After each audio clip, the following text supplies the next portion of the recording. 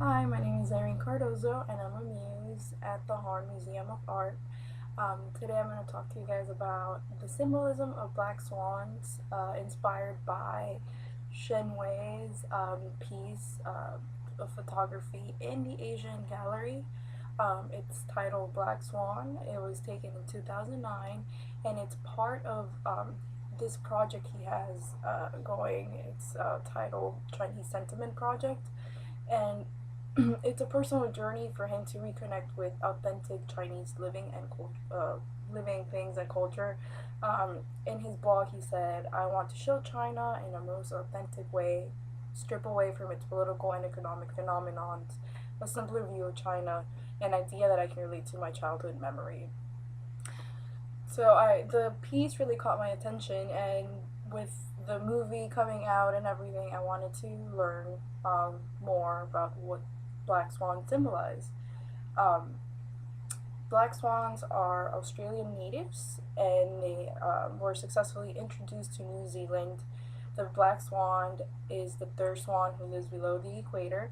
All three swan species living below the equator have a rare quality which sets them apart from the northern races. All these swans above the equator are entirely white feather, while all the swans below the equator are marked with black feathers.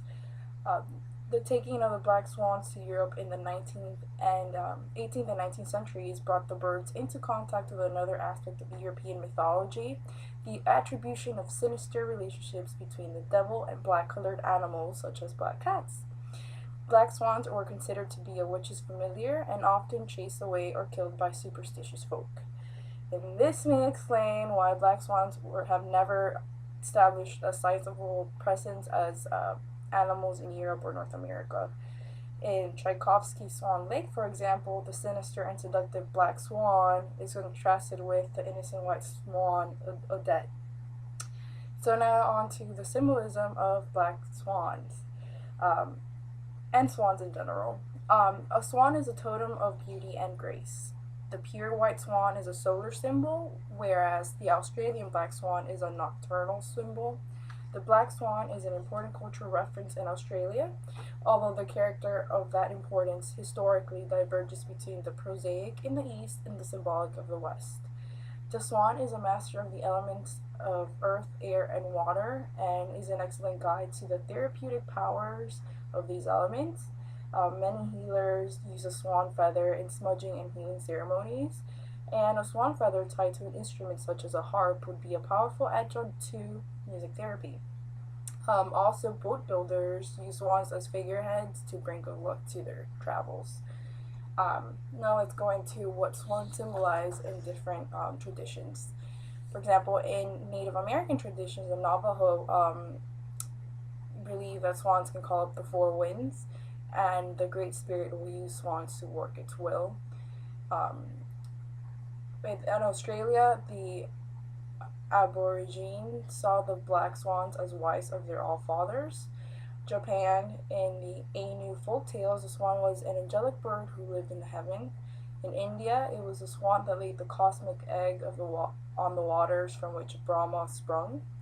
And in Hindu tradition, swans represent the perfect union and the spirit of Brahma. In Greek traditions, the swan is a symbol of the muses, and Socrates wrote the swan sung its most beautiful song just before it died, leaving us with the expression the swan song. In Serbia, the Vila, which are Serbian nymphs, take the shape of swans and serpents. And in Celtic tradition, the swan is associated with deities of healing waters and the sun, and they are associated with music, love, purity, and the soul.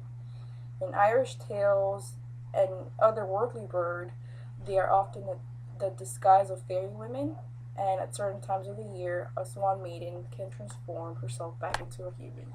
I hope you guys enjoyed the fun facts on symbolism of swans, and hope you enjoy the rest of your museum night.